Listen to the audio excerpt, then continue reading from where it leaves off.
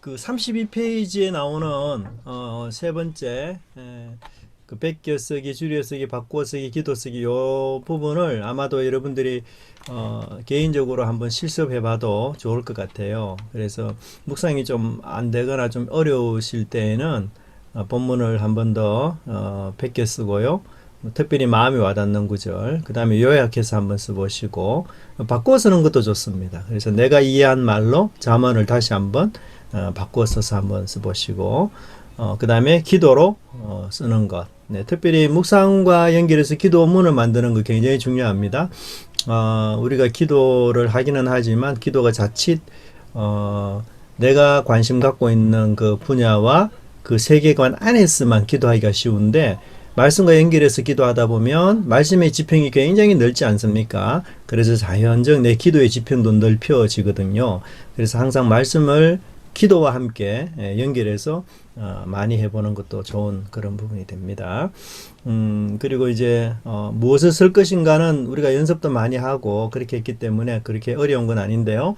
간단하게 좀 그 한 가지만 좀 보고 넘어가도록 하겠는데요. 33페이지에 그 두 번째 항목에 보시면 이면에서 이루어지는 하나님의 섭리. 예, 이게 참 쉽지는 않은 그런 부분이 있지만 그래도 이것을 좀 찾도록 예를 쓰는 것이 중요해요. 근데 또 너무 그 드러나지 않는 하나님의 뜻을 숨은 하나님의 뜻을 찾겠다고 하면서 너무 이제 그 뭐랄까요 과도하게 본문을 이렇게 좀 해석하는 것은 좀 문제가 되고요. 그렇게까지는 우리가 할 필요가 없지만 그러나 이제 어떤 부분에 대해서는 이런 하나님의 뜻을 조금 이해하게 되면은 훨씬 우리가 그 묵상하는 데 도움이 되고 또 하나님에 대해서 새로운 것들을 좀 많이 발견하게 되는 그런 부분들이 있습니다. 간단하게만 좀 예를 들어서 이야기한다면 우리 채팅창에 에스더스 6장 1절 2절을 제가 올릴게요. 거기 보시면 그날 밤에 왕이 잠이 오지 아니함으로 명령하여 역대일기를 가져다가 자기 앞에서 읽히더니 그 속에 기록하기를 문을 지키던 왕의 두 내시 빅다나와 데레스가 아하수에로 왕을 암살하려는 음모를 모르드게가 고발하였다 하였는지라 그렇게 나오죠. 이 본문에서 그냥 단순하게는 아무것도 뭐 그렇게 읽히는 것이 없는데요. 여러 가지 많은 그렇지만 자세히 살펴보면 여러 가지 많은 문제를 우리에게 제시하는데 그 중에 한 가지가 왕이 잠이 오지 않았다는 얘기예요. 평상시 같으면 왕이 잠이 오지 않았다고 이야기할 때 아무 문제가 되지 않지만 이 그날 밤이라는 이 얘기는 그날 밤이 언젠가 하면은 에스더가 왕을 초청해서 잔치를 벌리던 그날이거든요. 근데 우리가 일상적으로 잔치 여러분 생각해 보시면 술도 많이 먹고 과음, 과식, 그 다음에 뭐 흥겨운 거, 그래서 잔치를 벌리면 사실 체력 소비를 많이 하고 그래서 과음, 과식하게 보면은 자연적이게 잠이 오는 게 더 맞죠. 근데 잠이 안 왔다는 거는 왕이 고민이 많다는 거예요. 고민이. 그래서 이 에스더가 우리가 자칫 오해하기를 죽으면 죽으리라는 막 그런 독한 마음, 그냥 의지가 충만한 마음 가지고 그냥 아하수에르 왕에게 가서 기도하고 기도로 준비해서 이야기했더니만 아하수에르 왕이 유다인에 대해서 이렇게 다시 회복할 수 있는 기회를 주었다 이렇게 이야기하는데 사실 그렇지 않고요.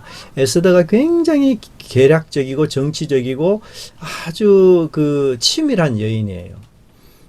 그래서 하만과 왕 사이에 아주 긴밀한 믿음과 신뢰의 관계가 있어서 하만이 제안한 모든 의견을 왕이 다 수용을 하는 이런 상태에서는 에스더가 하만과 반대되는 제안을 했을 때에는 당장에 거부를 당해요. 이 그 계획을 성사시킬 수가 없어요. 그래서 에스더가 처음 그 낸 계략이 뭔가 하면 하만과 왕 사이에 신뢰 관계를 깨뜨리는 건데요. 이 신뢰 관계를 깨기 위해서 에스더가 했던 첫 번째 일은 뭔가 하면 세 사람을 삼각관계로 만드는 거였어요. 삼각관계. 왕과 하만과 에스더. 이 삼각관계를 만들어 놓는 거예요. 이 삼각관계를 에스더가 어떻게 만드는가 하면 왕이 하만을 시기 질투하도록 만드는 거예요. 왕이 하만을 시기 질투하도록 만들려면 어떻게 하면 됩니까? 계속해서 잔치에 왕만 초대하는 것이 아니고 하만을 함께 초대하는 거예요. 생각해 보세요. 여러분 왕후가 벌리는 잔치에 신하가 자꾸 참여한다. 왕으로서는 굉장히 기분 나쁜 일이죠. 한 번은 그래도 뭐 그럴 수 있다 해요. 근데 두 번 또 그렇게 한다잖아요. 에스더가. 그러니까 이 아수에르 왕이 고민이 있는 거예요. 이 왕비가 정말 나를 존중하는 건지, 아니면 하만하고 나를 동급으로 생각하는 건지, 아니면 뭐 왕후가 하만에게 마음이 있는지, 이런 여러 가지 마음 때문에 지금 왕이 엄청 고민에 빠진 거예요. 예, 이 삼각관계를 잘 놓아요, 다리를. 예, 그렇게 해서 두 사람의 관계를 삐그덕거리도록 만들어 놓는 거예요, 에스더가. 네, 그리고 이제 이 마침 이런 잠이 오지 않는 상황에서 역대 일기를 읽었는데 그때 그 장면이 모르드게의 그 충성스러운 장면이 나왔어요. 그래서 이런 장면들은 바로 하나님이 안내하고 이끌어가는 그런 장면이죠. 그러면서 모르드게가 왕의 눈에 이렇게 독보적으로 드러나는 아주 중요한 계기가 되어버려요.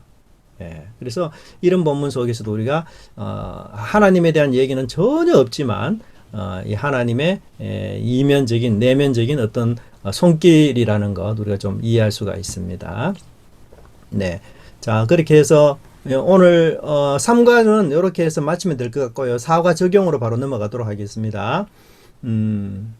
자 적용이라고 하면 우리가 보통은 좀 이제 무거운 마음이 좀 들 수 있죠. 아, 내가 이걸 꼭 해야 되구나. 또, 적용이라고 하면은 막 실천, 다짐, 이렇게 해서 굉장히 좀 마음의 부담이 있지만, 적용의 가장 좋은 어떤 이미지는 연결. 예, 그래서 성경의 이야기가 나의 이야기로 연결되는 것. 그래서 이걸 한편으로는 성경의 이야기를 내가 나의 거울처럼 보는 것. 우리 거울 보면은 내 모습 보이듯이 성경을 읽으면서 거기서 내 모습을 발견하고 찾는 것. 예, 이렇게 생각하시면 더 쉬울 것 같아요. 그래서 말씀의 진리와 일치하도록 삶을 조정하는 것이다. 네. 자, 적용을 한번 찾아보십시다. 성경 묵상에서 그러면 하나님은 어떤 분인가에 대해서 적용할 때는 어떻게 해야 되는가? 거기 이제 여러 가지 설명이 나오죠. 은혜와 역사에 대해서 감사하고 관계를 새롭게 점검하고 약속하신 것에 대해서 내가 믿음으로 반응하고 회개하고 순종할 수 있는 지혜와 능력을 구하고 예, 그렇게 여러 가지를 설명을 하는데요. 제일 중요한 것은 하나님이 예를 들어서 우리가 하나님이 세상을 이처럼 사랑했다. 그래서 발견한 하나님은 어떤 분입니까? 라고 물으면 하나님이 세상을 사랑하셨습니다. 이렇게 발견했죠. 사람들이 기다려요, 여보. 네. 하나님이 세상을 사랑하셨다 했죠. 그러면은 이 본문에 대한 적용을 우리는 나도 세상을 사랑해야 되겠다. 내가 하나님의 자리에서 세상을 사랑해야 되겠다. 이렇게 적용하시면 안 돼요. 예. 제일 중요한 거는 하나님이 세상을 사랑했는데 그 세상 안에 내가 들어가 있는 거죠. 나. 그래서 하나님 저를 이렇게 사랑해 주셔서 감사합니다. 이렇게 적용하셔야 돼요. 네, 그래서 그 하나님이 어떤 분인지를 발견했을 때에는 하나님이 나의 모델로 작용하기보다는 그 하나님이 나에게 베푼 은혜와 사랑이 어떤 것인지를 많이 깨닫고 그것을 여러분들이 마음속에 많이 담아주는 게 너무 중요합니다. 네, 그래서 은혜가 충만해야만 순종이 자동적으로 따라 나오게 되어 있습니다. 그래서 반드시 순종은 은혜 속에서 이루어지는 일이에요. 예. 근데 그 은혜라는 것은 내가 사람과의 관계 속에서 은혜를 만나고 경험하는 것이 아니라 물론 그런 것도 있지만 그것은 좀 약하죠. 하나님과의 관계 속에서 은혜를 찾을 때 가장 풍성하고 가장 극적으로 드러나게 되어 있습니다. 네. 그래서 그 은혜를 찾는 것은 하나님의 어떤 분입니까에 대한 발견에서 우리가 깨달을 수 있는 것이죠. 그래서 은혜와 역사에 대해서 감사하고 또 약속하신 것 그리고 또 특별히 내가 허물과 죄가 있다면 그 회개를 하고요. 또 오늘 본문을 통해서 내가 도전받은 게 있다면 순종할 수 있는 지혜와 능력을 구하는 것들이 굉장히 중요합니다. 저도 윤종화 장로님 만나면서 제가 제일 크게 좀 많이 와닿았던 게 뭔가 하면 윤 장로님 늘 그런 얘기 많이 하셔요. 예전에 내가 할 일을 자꾸 하나님께 미룬다. 그런 얘기 많이 하시고 기도할 때 내가 순종하도록 기도해야 되는데 자꾸 하나님이 와서 해달라고 기도한다. 이제 그런 얘기를 많이 하셔서 제가 그 얘기를 듣고 굉장히 사실 그때는 신앙에 이제 뭐 초보를 걷고 있던 시대였기 때문에 도전을 많이 받았거든요. 그러면서 기도나 이런 것들이 좀 많이 달라졌는 것 같은데 하여튼 그런 부분들을 우리가 좀 중요하게 인식하는 게 중요한 것 같아요. 내가 순종할 수 있도록. 네. 그 다음에 이제 적용의 원리는 특별히 네 가지가 나오죠. 내가 고백해야 될 죄, 그 다음에 붙잡아야 될 구체적 약속, 그 다음에 행동, 순종해야 될 명령, 본받을 점, 네, 이렇게 그 원리를 찾을 수 있고요. 또 이제 좀 더 적용할 때 요거 이제 OP의 원리는 적용을 할 때에 좀 더 구체적으로 해야 되는 부분을 이야기합니다. 네, 그래서 적용하실 때는 할 수 있으면 나 자신으로부터 먼저 출발되는 적용을 하셔야 돼요. 네, 그래서 적용을 남에게 자꾸 하면요, 그 사람 막 미워지고 그렇게 돼요. 예, 그래서 1차적 적용의 대상은 항상 나 자신. 네, 나 자신. 예, 그래서 예수님도 사람이 돌로 떡을 만들어 먹으라라고 사단의 유혹에서 돌로 떡을 만들어 먹으라는 그런 사단의 유혹에서 사람이 떡으로만 살 것이 아니요 하나님 말씀으로 산다라고 말했을 때 그 말씀을 사단에게 적용시킨 것이 아니라 예수님 본인에게 적용을 한 거죠. 예, 그래서 사단 너는 돌로 떡을 만들어 먹으라고 하지만 나는 하나님 말씀으로 살겠다. 예, 그래서 예수님 자신에게 적용하신 거죠. 그래서 이 자기 자신에게 적용하는 것, 이게 굉장히 좀 중요합니다. 물론 성경 자체가 공동체를 지향하는 방향으로 쓰여진 건 맞아요. 뭐 바울 서신 같은 경우 다 교회를 향해서 쓰여진 그런 내용들이죠. 하지만 그럼에도 그 가운데서 내가 반응하고 순종하고 달라져야 될 점들 찾고 적용해 나가는 것이 굉장히 좀 중요한 포인트가 되고요. 두 번째는 실천 가능한 적용을 하셔야 돼요. 그래서 나의 어떤 습관과 버릇, 또 여러 가지 어떤 생활의 형편들, 또 내가 할 수 있는 부분들과 할 수 없는 부분들, 이런 것들을 잘 분별해서 이제 실천 가능한 것들을 가지고 내가 적용을 해야 됩니다. 그래서 너무 이상적이거나 좋긴 하죠. 근데 실천할 수 없는 적용을 하는 것은 굉장히 이제 오류를 많이 안고 있어요. 특별히 이제 우리 중고등부 아이들이나 어린 아이들이 주로 실천할 수 없는 막 이렇게 대단한 적용을 많이 하잖아요. 예, 근데 이제 어른들이 되면서 자꾸 이제 현실적인 사람이 되잖아요. 예, 그럴 때 내가 현실적으로 할 수 있는 것들만 이제 일단 시작하면 좋은 것 같아요. 그래서 작은 것이라도 실천 가능하고 또 지속적으로 실천할 수 있는 것들을 내 여건 속에서 하는 것, 그게 가장 중요한 그런 부분이라고 볼 수 있습니다. 그래서 남들하고 비교할 필요 없이 내가 내 상황과 내 조건 속에서 할 수 있는 그런 것들을 찾아서 하는 것, 그걸 하나님이 기뻐하시죠, 그죠? 네. 그 다음에 구체적인 적용을 하셔야 돼요. 예. 그래서 구체적인 적용이라는 말은 내가 기도하겠다, 이거 적용 아니에요, 그죠? 언제, 어디에서, 어떤 제목으로 기도하겠습니다. 이게 더 구체적인 적용이에요. 그래서 우리가 이게 나눔하다 보면 구체적인 적용이 많이 빠지는 경우가 많거든요. 그냥 하나님 말씀 내가 열심히 읽겠습니다. 뭐 예배 잘 드리겠습니다. 예배를 잘 드리려면 내가 더 구체적으로 좀 일찍 참석하고 예배 시간에 뭐 휴대폰을 내가 꺼놓고 또 예배 시간에 내가 말씀을 경청하겠다. 이렇게 좀 더 구체적으로 항상 그렇게 하셔야만 점검이 가능하거든요. 그래서 항상 구체적인 적용을 하려고 애를 많이 쓰시는 게 좋습니다. 그렇다 보면 구체적인 적용이 검증이 가능해져요. 예, 그냥 막연하게 기도하겠습니다, 이러면 내가 그 검증할 그 수가 없는데, 구체적인 적용일수록 검증이 훨씬 쉬워져요. 했는지 안 했는지. 예, 그래서 검증 가능한. 그리고 마지막으로는 우리 공동체가 납득할 수 있는 적용. 그래서 나눔이 중요해요. 예, 그래서 자칫하면은 성경 자체를 우리가 오해하게 되고, 그래서 오해한 성경을 다르게 또 해석하고 적용함으로써 오히려 공동체의 피해와 또 어려움을 줄 수 있는 이런 부분들이 있기 때문에 항상 우리가 우리는 이 공동체 안에서 사는 그런 생활들을 해야 되기 때문에 교회와 공동체가 이해하고 납득하는 그런 적용들을 우리가 해 나가는 것이 굉장히 중요합니다. 네, 그래서 이것도 우리가 나중에 한번 구체적으로 찾아보도록 그렇게 하고요. 네, 그 다음에 세 번째 보시면 가능한 구체적으로 적용해서 실천할 수 있도록 하는 것은 중요하다. 그러나 쉽지 않는 경우도 없지 않아 있습니다. 또 새로운 생각과 내면의 변화까지 모두 포함하는 것이 적용의 변화다. 적용의 좋은 점이다. 이렇게 보죠. 우리 적용하실 때에는 이제 우리 인간이 지정의와 의로 구성되어 있지 않습니까? 그것처럼 우리가 적용도 지적인 적용, 그 다음에 의지적인 적용, 그리고 감정적인 적용, 그렇게 할 수가 있거든요. 네, 그래서 누가복음 24장 32절 33절 한번 보시면, 네.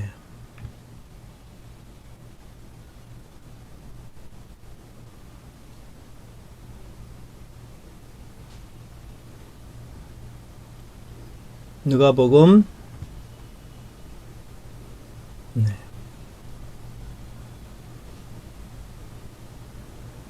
24장 32절 33절 네.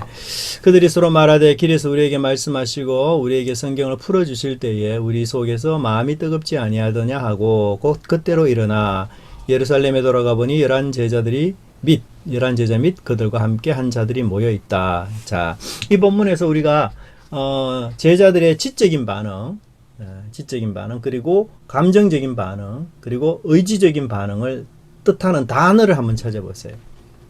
지정의.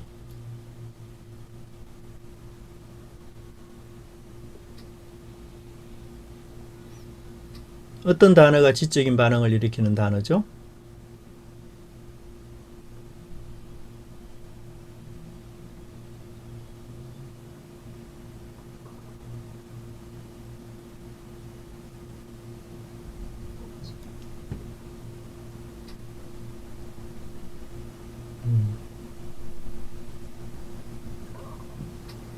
성경을 풀어주실 때. 그렇죠. 풀어주실 때. 예, 여기 주석하다라는 뜻이 있습니다. 그래서 예수님이 구약 성경과 신약 성경을 어떻게 연결해 주셔서 해석해 주시는 그런 장면을 이야기하죠. 예, 그래서 이 이해와 깨달음, 이런 것도 굉장히 중요한 그 적용으로 볼 수 있겠죠. 풀어주실 때. 자, 두 번째는 감정적인 반응은요. 마음이 뜨겁지. 예, 마음이 뜨겁지 아니하더냐. 네. 그리고 의지적인 반응은요. 돌아 일어나. 예, 일어나라는 이런 단어, 그죠? 예, 그리고 돌아가 보니 이런 행동을 뜻하는 단어. 그래서 여기는 이제 우리 지성이 감정을 조절하고요. 그리고 감정이 우리 의지를 이끌어가는 이런 세 단계의 좋은 어떤 모범이 이 속에 있어요.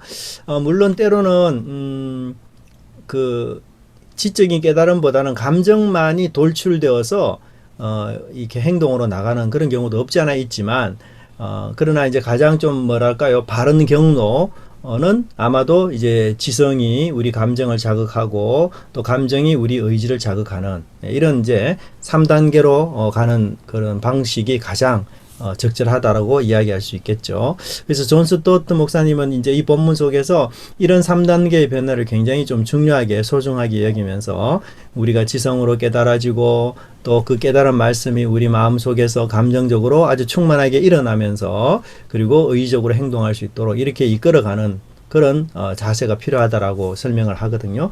그래서 저 나름대로도 이게 참 우리에게 좋은 패턴이 주는 것 같아요. 왜냐하면 우리 인간은 지성도 있고 감정도 있고 의지도 있는데 우리가 성숙하다, 성장하다, 이 사람 참 성숙한 사람이다 이렇게 말할 때 그냥 단편적으로 감정이 막 풍성하다고 성숙한 사람이라고 말할 수 없잖아요. 그렇죠? 그래서 이 세 가지가 다 잘 조화가 이루어져야만 성숙한 사람, 성장하는 사람으로 우리가 이해가 되는데 그러려면은 마찬가지로 우리에게는 또 약점이 있을 수 있어요. 개인적으로. 저는 뭐 개인적으로 감정에 좀 무디다. 그런 사람이 있을 수 있고 나는 성경을 깨닫는 일에 조금 내가 약하다 이런 사람이 있을 수 있고 아니면 내가 행동하는 일에 좀 약하다 이런 사람이 있을 수 있거든요. 그래서 그 약한 부위를 내가 좀 더 집중적으로 살펴보는 게 좋아요.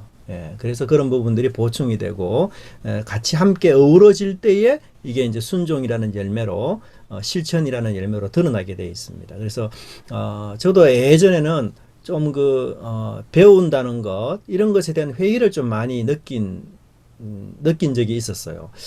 성경을 이렇게 알고 있어도 왜 이렇게 실천이 안 되고 왜 이렇게 순종이 안 될까? 그러면서 더 이상 배울 필요가 있을까? 막 이것으로 만족하고 이제 실천하는 일에 내가 더 신경을 쓰자. 제가 그런 식으로 생각하면서 배움과 이게 그 배움에 대해서 회의적인 그런 생각을 가진 적이 많았는데요. 그러면서 제가 성경을 다시 좀 보고 부딪히면서 이게 단순히 의지적으로 행동하는 것 자체가 그냥 의지로만 되는 게 아니고 감정과 지식 이런 것들이 함께 어울려져서 우리 의지를 자극시키고 나아가게 하는 거지 그냥 의지로만 뭔가 되는 게 아니구나. 제가 그 생각을 깨닫게 됐어요. 그래서 이게 배우는 게 정말 중요하다. 깨닫는 게 정말 중요하구나. 그런 것을 많이 깨닫게 됐어. 그래서 우리 속에서도 이제 말씀 보면서 어떨 때는 적용할 때에 말씀에 대한 아주 새로운 정보들, 새로운 깨달음, 이것도 굉장히 좋은 적용이에요. 그래서 나누실 때, 내가 오늘 이 본문에서는 전에 잘 이해를 못했는데, 이런 것들이 있어서 너무 새로웠다. 그것도 좋은 적용이죠. 그러나 이제 또, 그 적용들이 우리 마음을 깊이 공감하고 일으킬 수 있도록 하는 게 굉장히 중요합니다. 그래서 사실은 십자가라는 말 우리가 자주 듣고, 또 예수님의 어떤 용서와 제사함에 대한 얘기를 자주 듣고 그렇게 하지만, 또 예수님 사랑한다는 얘기도 자주 하지만, 그게 감정이 이렇게 잘 녹아들어서 감정이 정말 풍부해서 나올 때에 그 표현하고 그냥 좀 감정 없이 무덤덤하게 할 때가 좀 다르거든요. 그래서 결국 적어도 말씀을 읽을 때, 묵상할 때만큼은 내 감정이 말씀과 완전히 좀 일치할 수 있도록 오랫동안 품는 게 필요해요. 감정은 순간적으로도 일어날 수 있지만 사실은 오래 또 생각하고 고민하고 품어야만 그 감정이 이렇게 드러나는 경우도 없지 않아 있습니다. 그래서 감정까지도 우리가 좀 더 이렇게 활성화시킬 수 있도록 그렇게 하는 것이 중요하다. 그렇게 볼 수가 있습니다. 그래서 요 5가지의 적용의 원리, 그리고 우리가 지정의로 할 수 있는 적용들, 이런 것들도 함께 좀 보시면 좋을 것 같아요. 네. 그리고는 이제 하나님께 대한 묵상과 또 내게 주시는 교훈에 대한 묵상으로 적용과 함께 나아갑니다. 그래서 처음에 내게 주신 교훈을 묵상하실 때에는 주로 등장인물, 성경의 등장인물을 보면서 이 등장인물의 장단점, 그걸 보면서 내가 본받거나 또 본받지 말아야 될 점으로 이렇게 좀 적용하시면 좋아요. 또 어떤 분들은 성경의 주인이 하나님이신데 너무 인간적인 적용하는 것에 대해서 조금 이렇게 배타적으로 생각하는 분들이 있기는 해요. 그러나 이제 사도 바울도 고린도전서 11장이나 이런 장에 보면은 성경이 우리의 거울이다. 그래서 이스라엘 사람들이 광야에서 생활하면서 하나님께 불평하고 원망했던 것을 기록한 이유는 그 기록이 곧 오늘을 살아가는 우리에게도 여전히 유효하고 또 그것이 하나의 거울로서 작용해서 우리도 이 광야와 같은 세상 속에서 순종하면서 하나님께 살아가도록 하기 위해서 그렇게 기록되었다. 그러면서 어느 정도 도덕적 연결을 우리에게 지금 말씀하고 있기 때문에 우리가 성경 안에서 그런 원리들을 찾고 그 다음에 순종하고 적용하는 것 자체가 뭐 그렇게 비성경적이다 이렇게 말하기는 좀 어려운 부분이 있어요. 그래서 그런 부분도 중요한 원리 중에 하나인 것은 맞습니다. 그럼에도 불구하고 여하튼 우리가 하나님에 대해서 많이 발견하고 찾는 것도 중요한 그런 부분이라고 할 수 있겠죠. 그죠?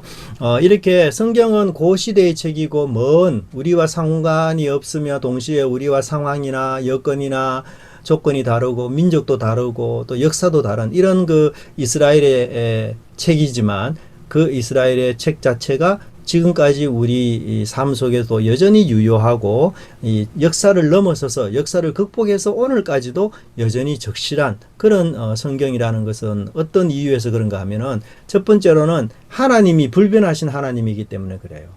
하나님은 죄와 의에 대해서 죄에 대해서는 심판하시고 의에 대해서는 상급을 주시는 이 하나님은 창세기부터 소개됐던 그 하나님이 지금까지도 여전히 그런 방식으로 하나님이 일하시고 우리 인간 세상에서 그렇게 작용하시고 역사하기 때문에 그 불변하신 하나님이 있기 때문에 그 성경의 얘기를 지금 2021년을 살아가는 우리에게도 여전히 적용이 가능하고요. 두 번째는 우리 죄인이라는 인간의 불변성 때문에 그렇습니다. 우리 인간은 아담과 하와가 타락한 이래로 수많은 세월과 그 시기를 거쳤지만 여전히 지금도 죄를 지을 수 있는 가능성이 있는 그런 존재죠. 내가 구원을 받았지만 그렇기 때문에 성경에 나오는 인물과 그 죄인과 지금의 나를 동일시할 수가 있는 거예요. 그래서 아브라함이 지은 죄, 다윗이 지은 죄, 이런 죄들이 여전히 내게도 지을 가능성이 있는, 왜냐하면 죄인이라는 공통분모가 있기 때문에. 그래서 이 세상은 변하고 환경은 바뀌고 성경의 시대적 배경이나 상황들은 늘 달라지고 바뀌지만 불변하는 진리, 하나님은 죄와 의에 대해서 심판하시거나 구원하시는 그 불변성, 그 인간이 죄에 대해서 노출되어 있고 또 죄지을 수 있는 가능성이 충분히 있다는 그 공통점, 이런 불변성 때문에 성경의 그 고대의 진리가 여전히 우리에게도 지금 적실하게 적용이 될 수 있는 그런 부분이라고 우리가 이야기할 수가 있겠습니다. 네. 그 다음에 이제 나눔도 이야기하는데요. 한 가지만 좀 더 살펴보고 나눔으로 넘어가도록 하겠습니다. 자, 우리가 성경을 읽을 때 때로는 우리하고 너무 관계가 없는 그런 성경이어서 이게 어떻게 적용해야 될지 좀 막막하고 그런 부분이 있을 수 있죠, 그죠? 그래서 그런 부분을 우리가 어떻게 적용하고 이렇게 묵상하면서 적용해야 될지를 좀 고민스러운데요. 예를 들면 신명기 25장 4절 같은 경우 곡식 떠는 소의 입에 망을 씌우지 말지니라. 네. 자, 이 본문을 여러분 묵상했다 합시다. 네. 곡식 떠는 소의 입에 망을 씌우지 말지니라. 여러분 뭐 집에 농사를 짓는 사람 같으면 괜찮겠죠. 그리고 집에 소를 키우는 사람 같으면 괜찮겠죠. 성경이 지금 말하고 있는 이 시대는 1차 시대죠. 그죠? 그래서 1차 산업 시대이기 때문에 곡식도 소도 필요해서 주어지는 그런 어떤 본문이라고 한다면, 사실 우리 오늘 시대는 벌써 뭐 3차, 그죠? 4차 산업 시대인데 우리가 뭐 이렇게 소를 키울 수도 없고 그런 상황이기 때문에 이거 우리에게 해당되지 않는 진리구나. 그래서 넘어가야 지나갈 수도 있겠죠. 오늘 이 시대에 무슨 소를 키워 이러면서, 그죠? 물론 뭐 집에서 많이 먹는 집에 소가 있을 수는 있겠지만, 여하튼 넘어갈 수 있겠죠, 그죠? 근데 놀랍게도 사도 바울이 이 본문을 보고 미리 우리에게 적용을 예시를 해놨어요. 너무너무 놀라워요. 감사하기도 하고. 자, 고린도전서 9장 9절이 바로 그 구절인데요. 모세의 율법에 곡식을 밟아 떠는 소에게 망을 씌우지 말라 기록하였으니, 지금 바울이 신명기 25장 4절을 묵상한 거예요. 와, 너무 놀라워요. 바울이 구약에 굉장히 능통한 사람인데 고린도전서 9장 9절에서 모세의 율법에 곡식을 밟아, 모세의 율법이 신명기 25장이거든요. 4절. 곡식을 밟아 떠는 소에게 망을 씌우지 말라 기록했으니. 근데 바울이 이걸 읽고는 어떻게 적용을 했는가? 그게 중요하잖아요. 하나님께서 어찌 소들을 위하여 염려하십니까? 그래서 바울이 이 고린도전서 9장 9절을 여러분들이 읽어보시면, 바울이 이 곡식을 밟아 떠는 소를 읽고 신명기 25장 4절의 말씀을 읽고 새롭게 적용한 내용이 나와요. 이 본문을 어떻게 적용했을까? 바울이? 고린도전서 9장 9절부터 14절까지 한번 읽어보세요, 여러분. 그러면은 답이 나와요. 고린도전서 9장 9절부터 14절. 제가 채팅창에 올려드릴게요. 찬찬히 읽어보세요. 찬찬히 읽어보시면 이 곡식을 밟아 떠는 소의 입에 망을 씌우지 말라, 이 말씀을 바울이 정말 기막히게 적용을 했어요.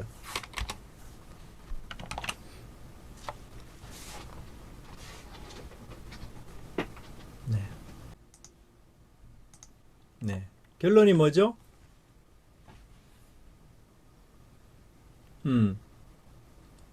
소에게 적용한 것이 아니라 교회 사역자에게 적용했어요. 그죠? 그래서 14절 보시면 이와 같이 주께서도 복음 전하는 자들이 복음으로 말미암아 살리라 명하셨느니라. 정말 놀랍게 적용했죠, 바울이. 소에 대한 얘기에서 사람에 대한 얘기로 옮겼어요.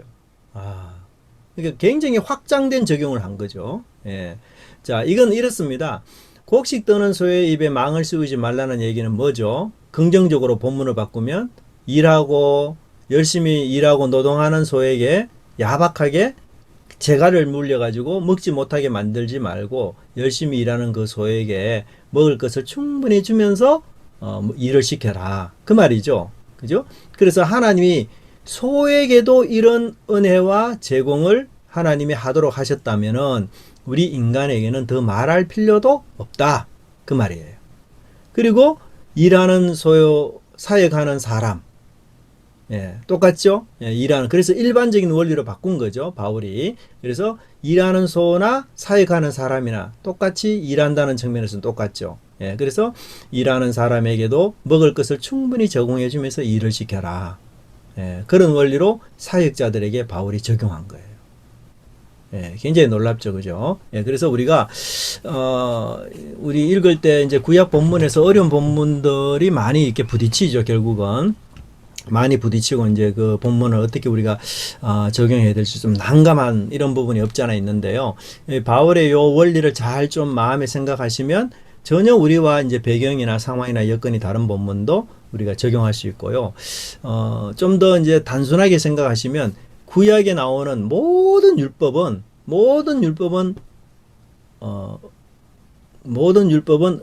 그 모든 율법의 초점이 뭘까요? 구약에 나오는 모든 율법의 초점. 네.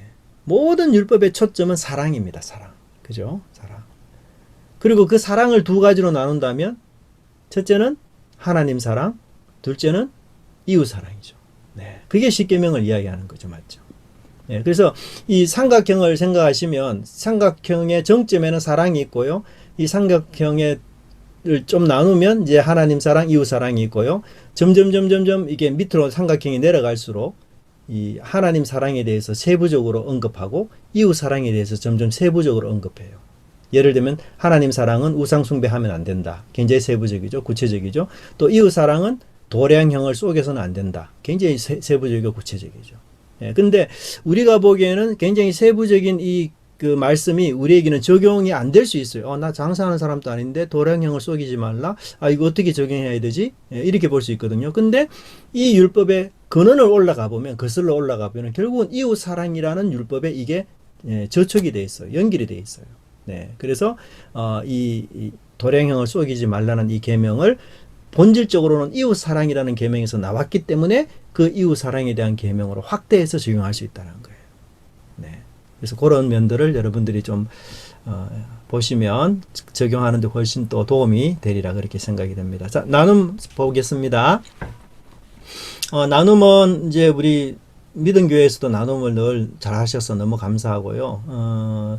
나눔 이야기는 사실 하나님과 나와 공동체 간의 아주 긴밀한 교류를 설명하는, 그리고 우리가 하나님 안에서 한 형제요 자매라는 것을 드러내는 그런 굉장히 중요한 것이죠. 그래서 하나님을 만나고 하나님 말씀을 들었고 그것뿐만 아니라 함께 하나님이 내게 베푸신 은혜와 사랑에 대해서 또는 징계와 책망과 그런 여러 부분에 대해서 함께 다른 사람과 나눔으로써 하나님에 대한 사랑과 믿음이 더 풍성해지는 그런 결과를 맺을 수가 있겠죠.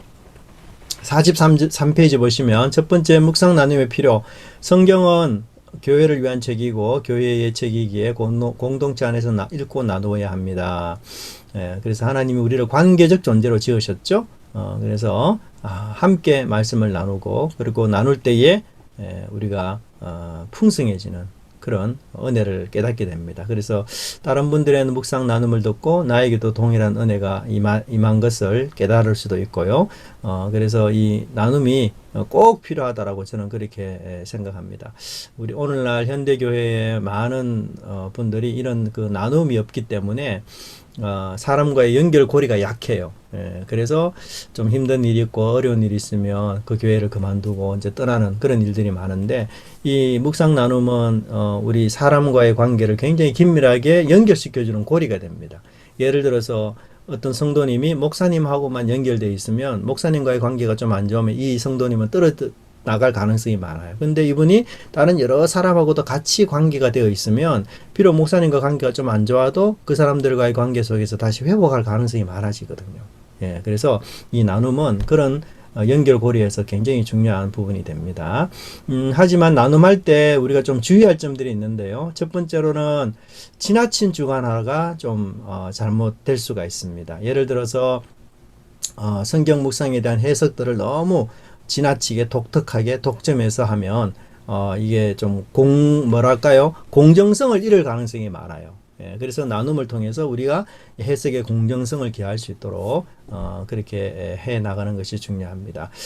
뿐만 아니라 이게 너무 이제 주관하라는 것은 좀 이기주의적인 적용이 가능할 수도 있어요. 그래서 자칫하다 보면 나는 무조건 피해자고 상대편은 무조건 가해자다. 이런 식으로 해서 우리가 객관적으로 나를 바라볼 수 있는 시각을 좀 상실하게 되는 이런 부분들이 없잖아 있습니다. 그래서 나눔할 때에는 항상 좀 이렇게 나를 객관적으로 잘 드러내고 묘사하는 게 필요해요. 예. 그래서 사람과의 그 관계 속에서는 일방적인 관계는 거의 있을 수가 없거든요. 나도 실수하기 때문에 저 사람이 나와의 관계가 안 좋을 수도 있는 건데, 근데 우리가 이제 이야기하고 나눌 때는 이제 나의 실수와 연약한 점을 이렇게 딱 감춰버리고 이제 상대편의 어떤 잘못한 점만 크게 부각하는 막 이런 어떤 형태가 되어버리면 이게 좀 어려워질 수 있거든요. 그래서 항상 말씀을 통해서 내가 좀 객관화될 수 있도록 그렇게 하면 좋아요. 그래서 주관적인 것들을 좀 벗어날 수 있도록 편견을 좀 벗어날 수 있도록 하는 것이 좋고요. 같은 말씀을 묵상하고 나눔으로써 이제 잘못된 해석과 편견 이런 것들도 우리가 수정할 수가 있습니다. 두 번째는 하나님에 대한 그 크신 은혜들을 우리가 경험하고 인식하는 것이 중요합니다.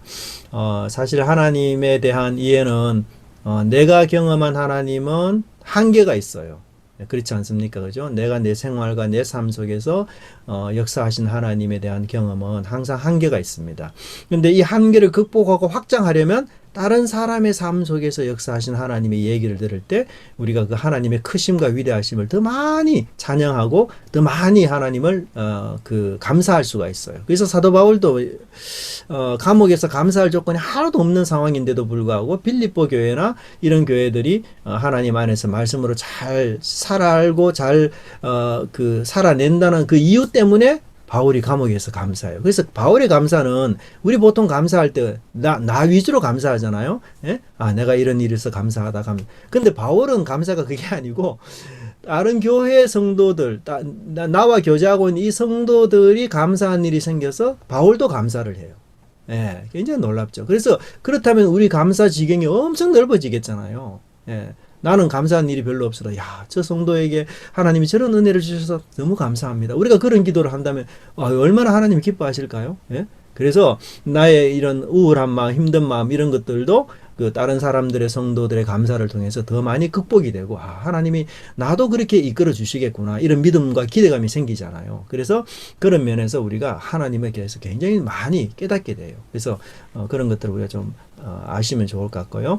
또 묵상을 배우고 익히는 최고의 방법. 그렇죠. 우리가 나눔하게 되면 묵상 안 할 수가 없거든요. 예. 그래서 나눔하는 것이 묵상의 꽃이라고도 그렇게 이야기해요. 그래서 좀 강제적으로도 묵상하면서 이렇게 서로 배워가면 좋고요. 또 네 번째는 교제, 진정한 돌봄. 성경에서 코이노니아라는 이 교제라는 말은요, 이제 물질적인 오감 그런 것까지도 같이 교제라고 이야기해요. 그래서 굉장히 실제적인 걸 우리는 그냥 위로하고 들어주고 이런 정도로만 교제라고 하는데 그게 아니고 물질의 공유까지 나아가는 것이 성경에서 진정한 그런 교제라고 말해요. 그게 굉장히 실제적이고 구체적인 그런 교제죠. 그래서 저도 이 나눔을 통해서 우리가 그렇게 기도할 뿐만 아니라 실제적인 삶의 부족들을 서로서로 채워주고 또 서로서로 격려해주고 이런 것들이 우리 속에 일어날 때에 하나님이 함께 하시고 역사하시는 것을 우리가 깨달을 수 있다. 그렇게 볼 수가 있습니다. 자, 나눔의 내용은 어떤 걸 가지고 나눔할까요? 보시면 새로운 발견, 우리 지정의도 좋고요. 그 다음에 깨달음들, 그 다음에 내 행동의 변화, 그리고 기도 제목, 이런 것들도 나눠도 좋겠죠. 그리고 마지막으로는 이제 교회 구역이나 부서 모임에서 나누시고요. 가정과 가정 예배에서도 또 SNS를 통해서 이렇게 어떤 나눔 대상을 만드는 거 굉장히 중요합니다. 여러분 교회 안에서도 우리가 나눔하지만 평일에도 좀 이렇게 나눔할 수 있는 대상을 여러분 만들어서 그렇게 같이 나눔하시는 게 좋아요. 네. 자, 골로새서 3장 16절 그리스도의 말씀이 여러분 가운데 풍성히 살아있게 하십시오. 온갖 지혜로 서로 가르치고 권고하십시오. 감사한 마음으로 시와 찬미와 신령한 노래로 여러분의 하나님께 마음을 다하여 찬양하십시오. 네. 여기 서로 가르치라는 표현, 네, 이게 참 중요해요. 그래서 초대교회의 가장 중요한 그 원리 중에 하나가 상호윤리. 예.